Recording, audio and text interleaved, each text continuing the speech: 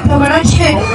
বনের দিদা সরসাই বলতে লাগলেন, রায়ধনী সাবধান, বনে জটিলার প্রবেশ। সখীগণ রাধারানীকে দিয়ে সূর্যের মন্দিরে উপস্থিত।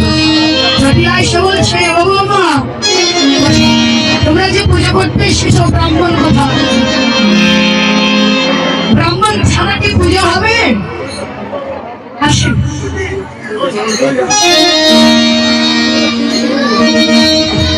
এবার বলছে, ব্রাহ্মণ ছাড়া কি পুজো হবে? বলছো জটিলা মা, আজকে পূজার আসরে ব্রাহ্মণ আসবে না কেন? আরে তোমার আচার আচরণ ভালো না। মানে পুজো করে নিয়ে ব্রাহ্মণকে ঠিক মতো দক্ষিণা দাও না, তো সেজন্য ব্রাহ্মণ আসবে না। তবে শোনো, ওই ব্রাহ্মণ না আসলো, আমাদের আরো একটি ব্রাহ্মণ আছে। ব্রাহ্মণ কি করে জানো? বলার বদল